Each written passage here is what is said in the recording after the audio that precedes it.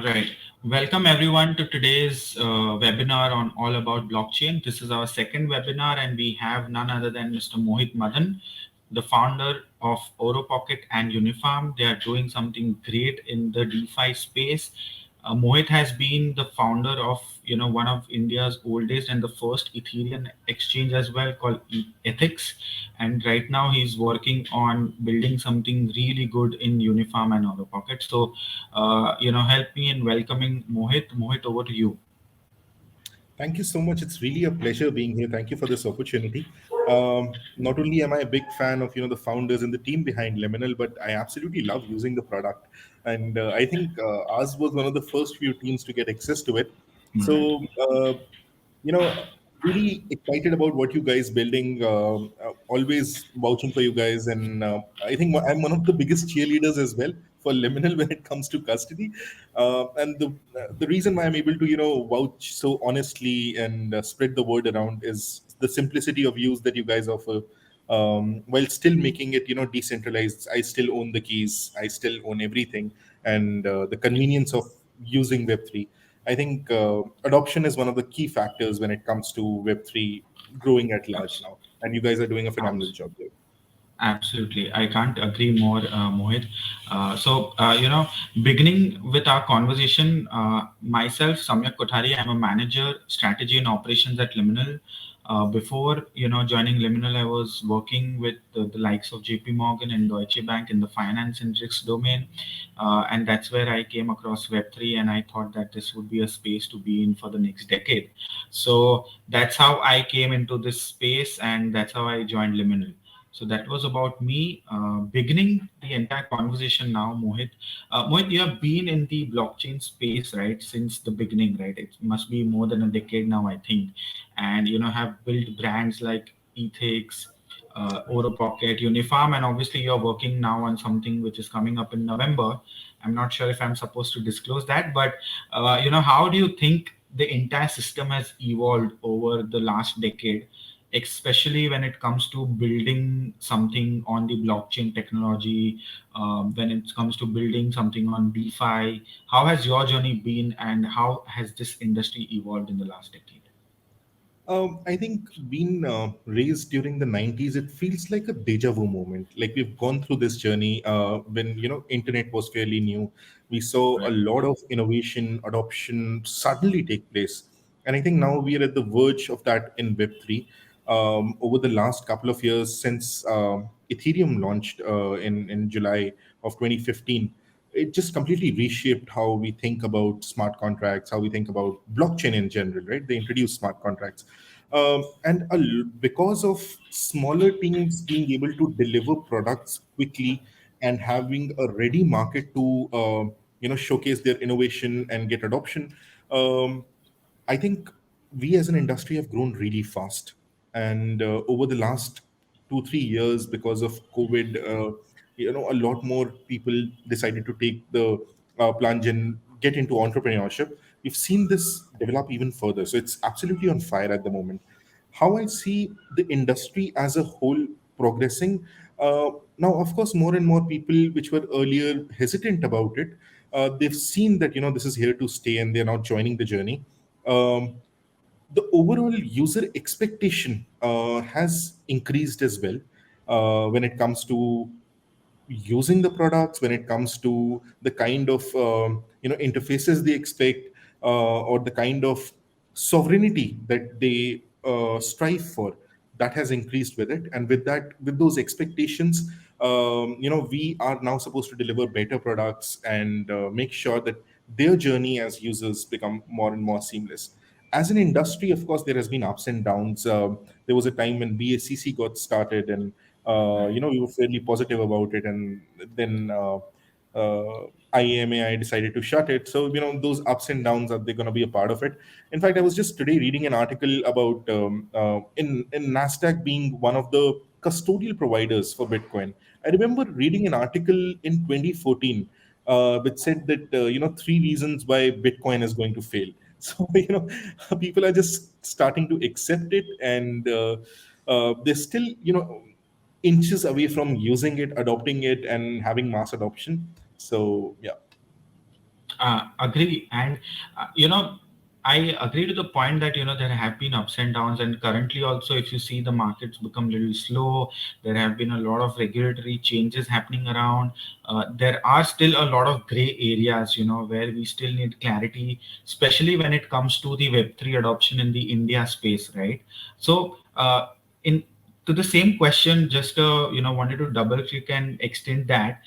How do you think the entire space, Web3 space in India, the community in India will evolve in the next couple of years with, so much of regulatory hesitances coming in from maybe a lot of regulators? And how do you see that also, in the future? How will that shape up? So I think right now the problem is not that there are so many agencies trying to regulate it. The problem is that they are not able to, or they're not moving fast enough. And because of this, a lot of brain drain is happening. Like 7 out of every 10 companies in Web3 are now based out of Dubai, Singapore, and even their founders are there. And this kind of brain drain, this has happened, in the past as well in the internet era, and it wasn't really good for us. And Mhm. seeing the same thing happen again, it's like history repeating itself. I think the government needs to move, and the various agencies need to move like really fast to catch up to the innovation index. And if they're able to do that, then they'll be able to retain not just good talent, but also you'll see a lot of unicorns in Web3 being born out of India, because we have the talent, we have the mass user base, and we understand this market well, right? If they continue to move in a slower pace, or they just put it off for now, then a lot more talent is just going to leave this country. I'm sad to state that, but that's the state of reality at the moment. So I think there are 2 points here which you I think mentioned. One being, people moving out of the country, right? And that's like a brain drain, or that's something which we are losing out on. And second being the same being repeated of what happened in 90s, right? Like in 90s when the Web 2 entire internet era started, and no one believed that this is going to be the future. And now, like, I think a couple of decades later, we can't even survive without internet. I'm having this conversation because there's internet, right? I'm able to use all the functionalities like Slack, emails, everything, just because internet has survived. Do you think a couple of decades later we'll be talking the same way about the entire Web3 era? I have no doubt about it.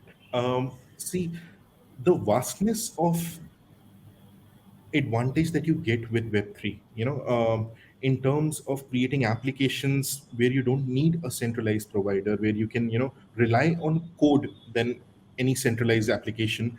I think that's very powerful in nature. And the kind of apps that can be developed because of it, we can't even imagine that right now. So it's like being in the 90s and saying that, on a press of a button there'll be food delivered to you, or on a press of a button Right. there'll be a cab waiting outside. We couldn't have imagined that back then.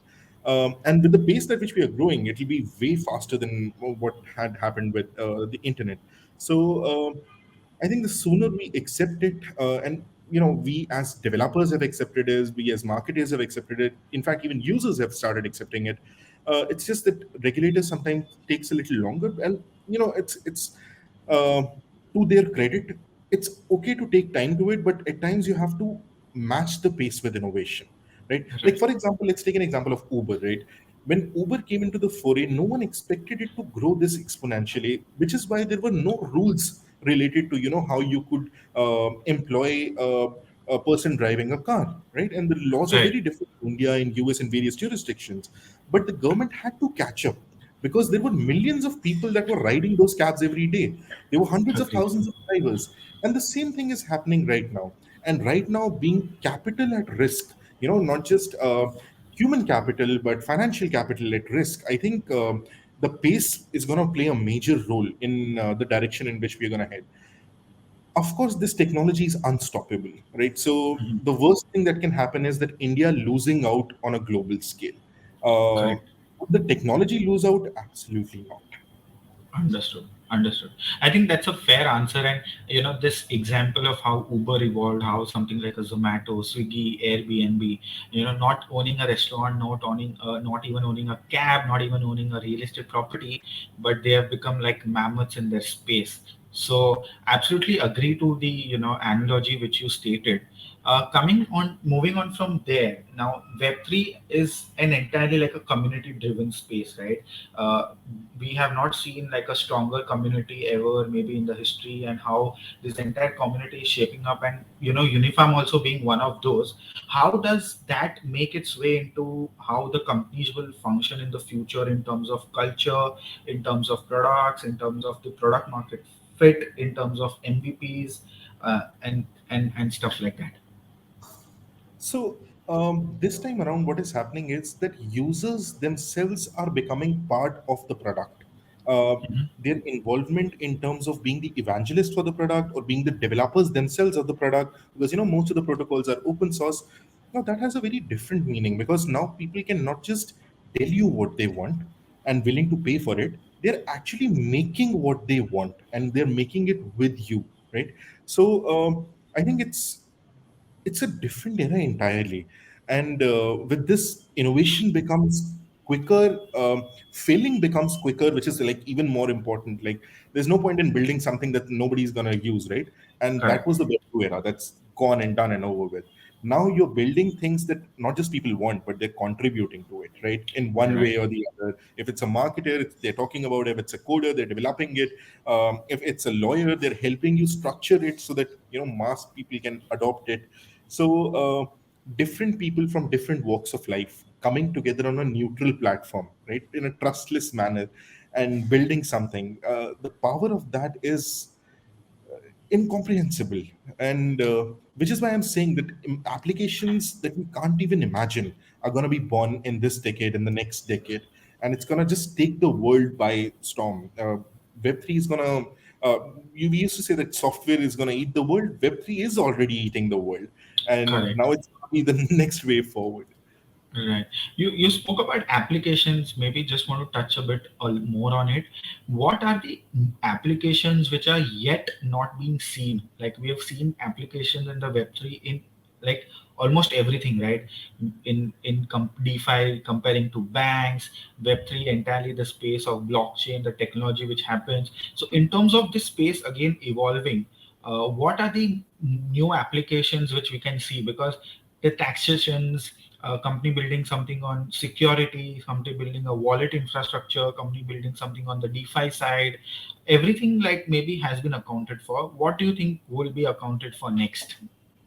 So I think on all the fronts, whether we talk about finance, hospitality, or any other sector, ed tech, we are just building the layers at the moment. We're building the protocols at the moment. The Mhm. applications are yet to come. So I think the sign that applications are now starting to develop would be when mass adoption happens. Right now, the Right. entire Web3 space is only of 1 million users, and Correct. the population is much much more than that, right? In fact, I read a report somewhere that the entire Web3 space has only 18,000 full stack developers, whereas just Apple's Okay. App Store has 30 million registered developers, right? Correct. So, which is why, see, to be completely fair here, I don't think that we have even scratched the surface of the kind of applications that can be built. So, to draw parallels, earlier we used to have forums. Even before forums, we used to have Usenet and then forums, and now we have social networks. So that's the Correct. kind of change. Forum was very specific to a genre, to a niche, and only the people who wanted to talk about those things were there. But now we cannot imagine our life without social network. It's all around us. Instagram, Facebook, and all of it is just has surrounded us in such a manner that we are just one click away from any person, right? Correct. Similarly, in future, we're going to see a lot of applications which are away from the protocol. Which are building on top of various other applications, right? We're just Mhm. building the first layer right now, and then there are going to be more layers on top of it. And by layers, I don't mean L1, L2s. I mean essentially Mhm. being protocols and then building on top of it various Understood. applications, and then actual end user experiencing something that is being built on top of them. Understood. Understood. Fair enough. So, whenever we build something, we have a lot of challenges, and you have built like a lot of businesses in the last decade, be it the exchange, be it, or a pocket uniform, working on something new, as you said. What are the difficulties which like a founder faces when building a product, and how does he cater to the needs of the people working for them, making sure that the product market fit is right, making sure the user experience of the platform is good. How do you tackle all of that? I think all the founders go through a similar journey when they venture into anything that they're building, whether Web 2, Web 1, Web 3 doesn't matter. These challenges could be related to hiring, getting the right team on board, especially the initial core team. Then goes on to the processes, because as the teams grow, your expectation as founder is that you're gonna grow with that pace. Like for example, if you're a team of 4 and now you're suddenly 20, your expectation as founder is that I'm going to grow by 5x. My product would be 5x delivered 5x faster, my community is going to grow by 5x. You come in with those expectations, but what happens is that as the team size grow, uh, it's like a mammoth. So you walk slower, so you have to Right. set your expectations right. Users are very moody, right? So unless you are absolutely in touch with them, the product market fit can be easily lost, because it's a limited user base of 1 million users, right?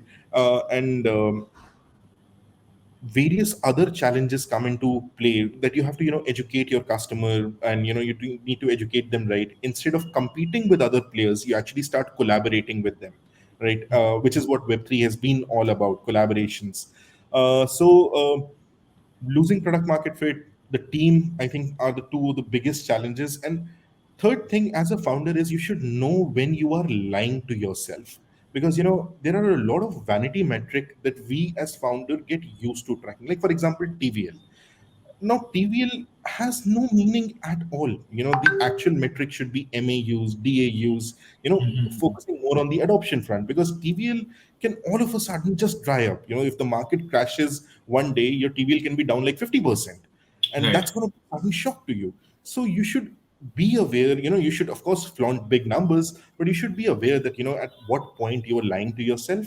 And you need mirrors to show you that, you are screwing up here, which is where I think advisors and, more importantly, co-founders play a critical role in challenging you, in making sure that you're on the right path, tracking the right things, building the right thing, right? So I've been really blessed to have been working for the last 11 years with my co-founder Tarusha, worked on various ventures with her, and she's basically been my biggest critic and my biggest support, right? And on top of Understood. it, of course, there has been several advisors who've played a critical role in shaping me as a founder, and helping me in my worst, letting me enjoy my best. So really grateful to all of them. Right. So just for our viewers, by TVL, Mohit was meaning the total value which is locked, and MAU DAU meant the monthly average users and the daily average users. So that's something which is a great point, and the best point I liked was when users start lying to themselves, and that's where maybe I think an organization survival comes into picture. Maybe it won't survive, or maybe they are just living in their own parallel world which they need a reality check to. So totally agree. You have been Liminal's one of the first users, and it has helped you kind of secure your assets as well in the most optimum way. So can you just walk us through of how Liminal helped you do that, and one or two key features that you thought where uh, would change the game entirely? So, it was just fate the time that I came to know about Liminal, and I got to know about it from a really good friend. Just a week before that, one of my other friend startup got hacked, and their private key was stolen, and about 6 million got lost in that Wow. transaction. So all of us throughout the ecosystem were really worried, because these guys have been solid and have been in the market for like what, almost 10 years now. So that Mhm. means that anybody can screw up. As we move forward, hackers get more and more sophisticated, to the Correct. point I actually had a Skype call with Cronje, and that was a deep fake, right? So Oh. we all really like worried on how to secure the systems. We of course considered Bidco, several other providers as well. We just wanted to retain the keys, not your keys, not your coins, and you guys hit the nail on the head. That's your motto, right? And Right. did a deep dive tech call with the person who had introduced me to Liminal, and then with Mahin, your co-founder. I was just taken aback. I was like, this is what I've been looking for, and it's right in front of me, which is why we didn't waste any time in onboarding. In fact, we requested your development team to build some of the features which we really needed, and they were Right. Right. accommodating enough to prioritize them in their roadmap. They've been supporting us day and night. Like for example, Man, if I message him in the night at 2, right, he's gonna reply right away. And Correct. if you message him in the morning, he's gonna reply right away. I don't know when does this guy sleep. I don't know when Hmm. does your organization sleep. Right. But the experience itself has been really nice, and still being able to have my own private keys, keep them, and not have the assets with you is very promising to me, right? And which is why I love Lebanon. Understood. So that's what we also focus on, Mohit. Honestly, for us, it's always been the operational efficiency and the security side of it. And when I say operational efficiency, we mean helping the clients build the best infrastructure, best architecture in terms of what they need, any features, any accommodations in terms of their tech team requirements, and always having a dev at your disposal is something which we are very proud of, and that's how we make sure that our clients and us both are operationally efficient, and having regular Slack or Telegram communication channels with the client. All those things really help, and that's what maybe makes the user experience much better than maybe our competitors. And I think you felt that across our communications in the last couple of months that you've been associated with.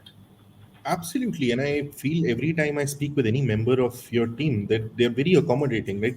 They want to understand more about our needs. They are always striving to be better, right? Which is very nice, right? If you're building something that your users want, then how can you fail, right? And we're willing to Right. pay for it, right?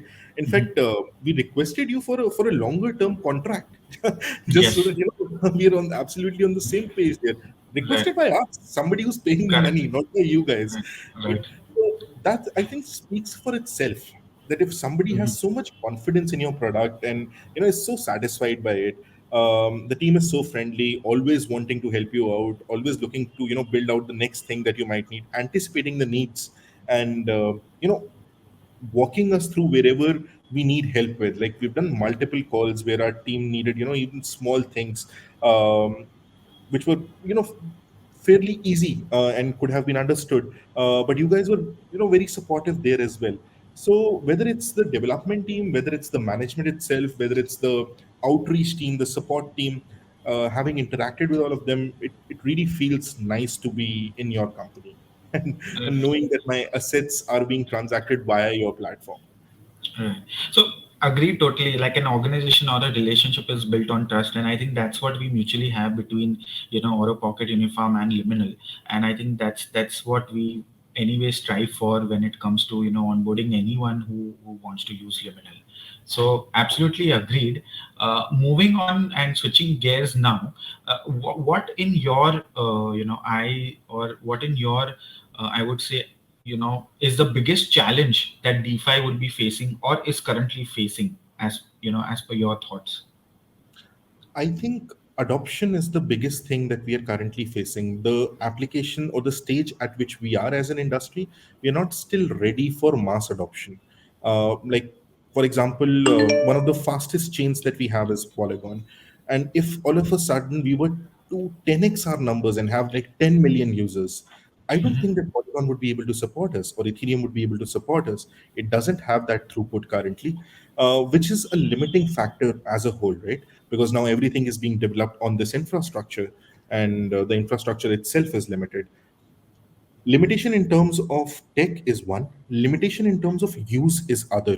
Users are now a lot used to simplicity. If they want something, they have apps for everything. They're just going to click a button, that app is going to open and it's going to solve their problem. Whereas Right.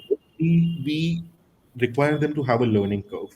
We need them to have their own wallet set up. They need to learn about what wallets are.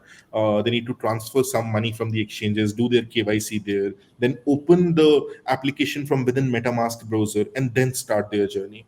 So barrier to entry is massive. The learning curve is huge. But in future, I am completely confident that we'll be able to bypass this while still being decentralized, right? Because easier solutions could be developed if it was centralized. But that's not the point. Self sovereignty and being independent is what Web3 is all about. And soon enough, the tech is going to evolve, the users are going to grow, and that's where we'll see adoption, and we'll be able to overcome it in the next couple of years. You spoke about tech, you spoke about adoption, but we have also seen a lot of hacks that have happened in the DeFi space, right? So, like, would you want to touch upon security as well? Like, how do we secure our assets, or how should one make sure that security is also at the top of their priority when it comes to adoption in the DeFi space? So, when you come to a protocol with just the speculation, right, with the expectation of doubling or tripling your money in a very short duration, you're essentially putting yourself at risk. Of course, there have been a lot of genuine hacks in the space, and because the technology itself is evolving, there are going to be more hacks, and several people are working on resolving it on various fronts. Whether the auditing companies on making their audit reports public, and even of open source protocols that haven't really hired them, or insurance companies built in Web3, which are completely trustless in nature. So this war is being fought on a lot of fronts. The thing is that even after such massive hacks, it's not like the adoption or the use cases have slowed down. People understand what they're getting themselves into. They're ready to accept the consequences, and still like the fact that this technology is going to make them sovereign. It's going to make them independent, so they're willing to take those risks. Of course, security is going to evolve over the years. Like for example, Holochain is working on Rain protocol, which basically interprets the entire smart contract and tells it to you in human readable format, that this smart contract is going to be used for lending, and these are the potential risks that you're taking as a user if you're adopting it. Building something that big, and that too completely open source, is a massive contribution to security in this space. So without any expectations of reward, if developers, if people are spending so much time here, I feel confident about it. And even with the hacks that have been happening lately, a lot of the times we've seen that these are white hat hackers, which are returning the money and claiming a bounty for it, which is good as well. Right. Agree. How do you make sure your assets, your firm's assets across different organizations are secured as well? Like, what measures do you take to make sure it's secured? So first of all, any money that we have, we try to make sure that it's routed via Liminal. That way, we are holding the private keys, and for the convenience of use, we are using Liminal. We can set up various policies there, which basically make sure that we have to whitelist an address first, or there are limits set on which team member can transact for what amount, or what user can transact for what amount, over what period. These checks and balances obviously help at a protocol level. Having staking of over 100 million on our platform, apart from getting regularly security audits, apart from making our code base open source, we also regularly conduct hackathons where every 3 months we invite about 100 to 300 hackers to get into our system over a period of 3 days. And that helps a lot, identifying some bugs which could potentially harm us in the future, and doing it again and again and again. It's bound to make the system stronger and better. Understood. Understood. I think fair enough. Like, you have to have a lot of security layers and to protect your assets and make sure they are not vulnerable to any sort of hacks whatsoever. And I think you've proven a point out here as to how do you protect it in a much more efficient way. So moving on to the community questions, like we have a lot of questions coming from you, various users in our community as well. The first question which has come is, what are the projects in the Web3 space from India that you are most excited about? I think that's going to be a very long list. I think there's a lot of innovation happening by Indian founders. I'm not sure whether to call them Indian or not, the project itself, because many of these founders are not Right, staying in the right. country anymore. The biggest, of course, being Polygon, but even the newest one. So, of course, Liminal being one, and earlier Liminal's founder were running ZepPay. That was the UI that they offered was like really nice. I really loved it. One of the most recent ones that I've been regularly using over the past couple of weeks is Huddle 01. It's basically it's a platform similar to Google Meet, but it's completely Web3. So I think they use LivePeer for the P2P part of it, and I can connect using my MetaMask wallet for it. Other than that, there is countless applications that are being developed, whether games such as Born to Die, or at infrastructure level, a lot is happening. For example, Shardium, with each new node that they are adding, they claim that the TPS increases. Now, this kind of blockchain can be scaled to a massive level. Every time you have a surge, you just add on more nodes and make it more rewarding for the new nodes that are joining in. I think that's quite revolutionary in nature. If we talk about security, there are a lot of good startups developing in that space. So I think easily I could compile a list of 100 projects that I'm absolutely in love with, and I'm pretty sure that more than like 70-75% of them have a connect with India one way or the other. Like one or more of the Right. founders are Indians. Right. I think Huddler one is something which we also use sometimes, and I think the founder Shushmit, we have had a conversation with him as well. He also is a great guy, very genuine, and has made a couple of projects before Huddler one as well. So really good product, really good way to kind of interact in the Web3 space if you want to move from like a Zoom or a Google Meet or something like that. So agree completely. Second question is, aside from the fintech space, what are the areas you believe Web3 will have a significant impact on? I think we spoke about the applications in a few questions before, but like if you want to pick like areas like maybe taxation, fintech, uh, accounting, maybe like Huddle one, which is changing the way we communicate. What are the things which can have a significant impact? To be completely honest, I don't have a good answer for it, or any way to predict the future. What I do know is that we are working really hard on this front to make developer tools which allow any kind of developers to create applications for Web3. So, with a major release that is coming in November, think of it like Apple App Store plus Apple Dev Tools for Web3, where developers would have a layer to better commercialize their apps, a layer to communicate with the users, and a layer to personalize the experience for a particular user. With this, I think a lot of different kinds of applications can be built. What we are seeing, of course, right now is more of gamification, and not gamification but games per se being built in Web3, and the quality of those games, the graphics, and a lot improving considerably. At the same time, user adoption increasing. So I think, other than finance, that's one core area. uh, and of course, now various tests on various fronts are happening, whether on social networking apps, whether on video calling apps, whether on creating a smartphone based on Web3, which Solana is trying to do, right? So all of this is simply accounted to the fact that in future, developers from all forays would have the necessary tools as well as the audience available to build their innovation and get it vetted by the initial set of early adopters and users. Understood. Fair enough. The last question from our end, and that is that if anyone is new to Web3, anyone wants to learn about the blockchain technology, how the entire system works, what is Web3, where do they start? Because it's like a rabbit hole. Like once you enter, it's very difficult to get out of it, and you just keep following those loops of new things coming in. So where does a user start if he wants to adopt the Web3 space? I would recommend starting with Internet of Money. It's a very good book, and now it has 3 volumes by Right. Andres Antonopoulos. And if you are more tech oriented, then by the same author, check out Mastering Bitcoin and Mastering Ethereum. Wonderful books.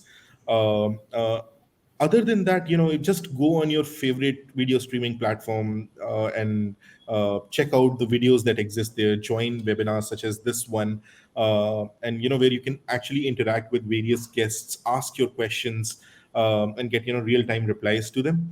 I think that's a good way to start. And once you get to this point, once you're viewing multiple videos and reading Internet of Money volume 1, 2, 3, then you enter into that rabbit hole phase where you keep Right. just deep diving more and more. And of course, there's a lot of open source content available for you to explore. Right. Agreed. And I think YouTube is something where if you just dig in and you kind of try to find out stuff, you can easily get, because this Internet of Money, maybe I've not read the book, but I've come across the videos which helped me really, because there are a lot of videos of Andreas and his channel, I think, on Internet of Money, which are really enlightening. So absolutely 100% agreed.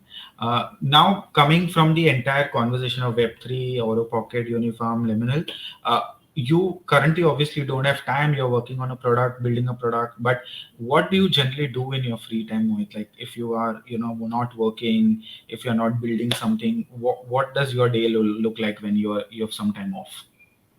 um, I like doing two things in particular that calm me down, or distract me, so that I can catch some sleep. First is playing chess. Wow. I absolutely love doing that. And Wow. second is reading. So I am just right now reading Cersei, and I find it really nice. Going from the Web3 world, developing coding, to actually going to ancient mythology. Mhm. It's a really nice book. So I try reading as much as possible. My target for this year is about 50 books. Still very Wow. far away from it, but let's see. What are some of your best books non Web3 which you have absolutely loved reading? Uh, One book that I find myself reading at least once a year is Who Moved My Cheese. Okay. It helps me find perspective in life. It helps me adapt to change that is happening. Other than that, I'm a big Harry Potter fan. I like crime fiction a lot, and suspense thrillers. So James Patterson is something that I continuously go back to. I recently finished the fourth in the series of Women's Murder Club. That's by the same author, James Mhm. Patterson. So really enjoying that series. Good thing is that series has 23 books, so I have a lot to Oh look forward. wow. Yeah, Okay. Okay. 23 Get it. so far. 23 so far. Okay. I enjoy Jeffrey Archer also to some extent, Oh because yeah, he yeah, of also course. write, yes, so even he's good.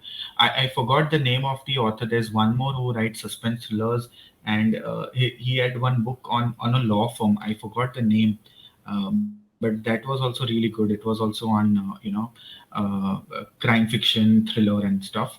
But yeah, exciting. Like I think I can grab one of those and start reading, because I generally don't read fiction, but I think crime thrillers is a genre which is always going to be evergreen. So agreed. Last question, Mohit, what's your productivity hack? Um, I think there are more than one. First of all, so I'll take this question from a different way. What makes a Sure. good founder or a good team member? Right, and I think whatever you commit to, you should achieve that. Right. If I'm committing that in the next 2 days I'm gonna finish this piece of code, or I'm committing to my advisor that I'm gonna work on this document and execute on it, by hook or by crook, I need to make that happen.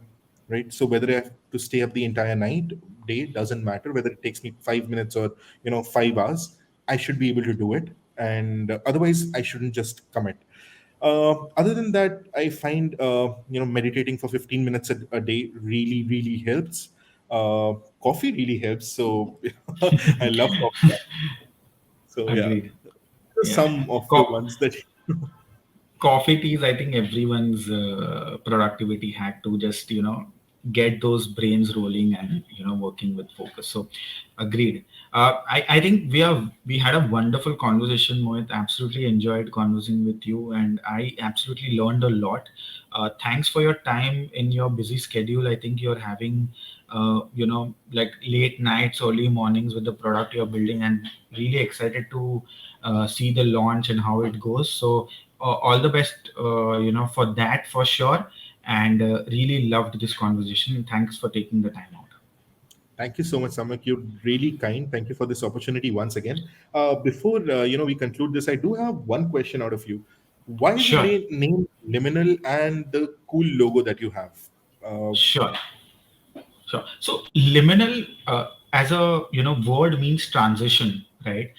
So what we are doing is like transitioning from like a Web 2 to the Web 3 world, and that's what we are trying to depict. So if you see those logo rolling right now, which you saw in the beginning, it's basically showing the transition from the Web 2 to the Web 3 world, and that's what the entire story of liminal is. Like we want people to transition from one world to the other. Wonderful, wonderful. Once again, thank you so much, man, for giving me this opportunity. It was really fun speaking with you, as it always Sure. is. Right. And like looking forward to meet you in person soon and having something like this physically as well. That would be more entertaining, more intriguing, more, I would feel, educational and enlightening. Absolutely, the beer is on me. Done. Thank you so much, Mohit. See you very soon. Have a good week ahead, and we'll keep you posted soon. Absolutely. Thank you so much once again. Yep. Cheers. Bye bye. Bye bye.